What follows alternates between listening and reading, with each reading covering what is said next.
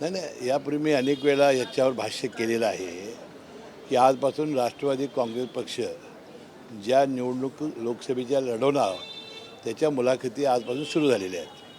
पश्चिम महाराष्ट्राची जी कोल्हापूर वगैरे ज्या जागा आहेत त्याबद्दल उद्या चर्चा होणार आहे. सर्वात महत्त्वाचं म्हणजे आज अमित शहा देखील महाराष्ट्रात किंवा मुंबईत आहेत. या ज्या जागा आहेत ज्या ठिकाणी तीन पक्षाच्या पक्षीय बलाबल आहेत त्या संदर्भात काही आज चर्चा होऊ शकते.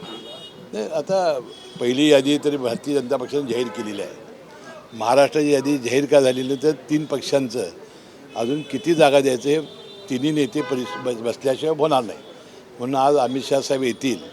मला वाटते दोन्ही पक्षाचे नेते मंडळी चर्चा करतील आणि ते निर्णय घेतील. त्याप्रमाणे जागेचं वाटप झालं की उमेदवारांची निवड होईल. सर, विरोधी पक्षांकडून टीका करण्यात येते की जागा वाटपांमध्ये भाजपकडून कुठेतरी शिवसेना आणि राष्ट्रवादी काँग्रेसला बोळवण झेलावी लागणार आहे, कारण की त्यांनी मागितलेल्या जागांवरती तेवढी उमेदवारी भाजप देणार नाही. आता आमचं काय चाललं आहे बघण्यापेक्षा त्यांनी आपलं काय चाललं आहे ते बघावं. आता काय निवडणुका फार लांब राहिलेल्या नाहीत. निवडणुका एकदम तोंडावर आलेल्या आहेत. 4-5 दिवसात आता आचारसंहिता सुरू होईल. त्यामुळे त्याने आता स्वतःचं बघावं एवढी आमची विनंती आहे त्यांना. याला जोडून एकमेकांच्या मतदारसंघांवरती सत्ताधारीच म्हणजे मित्रपक्ष दावा करत आहेत. रायगडच्या जागेवरती देखील आता शिंदे गटाकडनं म्हणजे शिवसेनेकडनं दावा करण्यात आलेला आहे. त्याआधी भाजपकडनं करण्यात आलेला. कसं पाहता या जागेकडे? नाही, वास्तविक ते प्रदेशाध्यक्ष सुनील तटकरे साहेब हे तिथले आता विद्यमान लोकसभेचे खासदार आहेत. वास्तविक ही चर्चाच का होते याचं मला एक आश्चर्य वाटते. याची चर्चाच होता कामा नये. आणि विनाकारण अशी जर चर्चा होत असेल तर हे आपल्या तिघांच्या सांघिक याला ते काय दिसायला बरं दिसत नाही. माझी विनंती आहे की ही जागा प्रदेशाध्यक्ष सुनील तटकरेंची आहेत. ते विद्यमान खासदार आहेत. त्याबद्दल ही चर्चा होऊ नये ती दुर्दैवी आहे. विद्यमान खासदार सोडून इतर जागांवरती चर्चा असं काही ठरलंय का? मग नाही होऊ शकते. जोपर्यंत तीन नेते बसून निर्णय होणार नाही, जागा वाटप होणार नाही, तोपर्यंत हे चर्चा सुरूच राहतात. आणि तुम्ही मंडळी आहेत ना चर्चा वाढवायला. सर, महाविकास आघाडीकडनं कोल्हापूरच्या लोकसभेकरता शाहू महाराजांना पसंती देण्यात आली आहे. खरं तर शाहू महाराज हे कोणत्या पक्षातून उभे राहणार हा देखील प्रश्नचिन्ह आहे.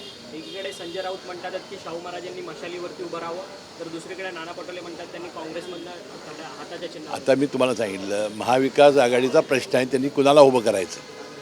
आणि छत्रपती शाहू महाराजांचा विषय असेल तर मी त्यांना विनंती केलेली आहे की तुम्ही आदर्श आमचे स्थान आहात, कृपया ही निवडणूक आपण लढवू नये असं आम्ही विनंती केलेली आहे. आणि जनतेची तशी इच्छा आहे असं मी सांगण्याचा प्रयत्न केलेला आहे. ठीक आहे, आता नमस्कार. बचत गटाच्या महिलांना काल यवतमाळमधील कार्यक्रमास न आल्यास 50 रुपये दंडाचा एक ऑडिओ क्लिप व्हायरल होत आहे. त्याकडे कसं पाहता? त्याला जबरदस्ती करण्यात आली होती. ती मला काय माहिती नाही. दत्ता भरणेंच्या कार्यकर्त्यांकडनं हर्षवर्धन पाटील जे भाजपचे नेते आहेत त्यांना मारण्याची धमकी ही चुकीची माहिती आहे. लिहिले स्वतःच्या चुकीची माहिती आहे. कोणतरी केला असेल. तो दत्ता भरणे हा तशा प्रकारचा कार्यकर्ता नाही आणि राष्ट्रवादीचे कार्यकर्ते तसे करणार नाहीत. परंतु हर्षवर्धन पाटलांनी स्वतःचं संरक्षणाकरता गृहमंत्र्यांना पत्र नाही, कोणीतरी पत्र दिला असेल, त्याचा गैरसमज झाला असेल, तो गैरसमज आम्ही दूर करू.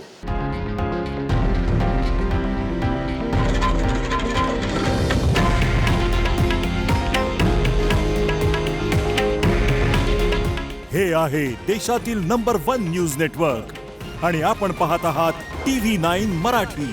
काळजी तुमची, हित महाराष्ट्राचं.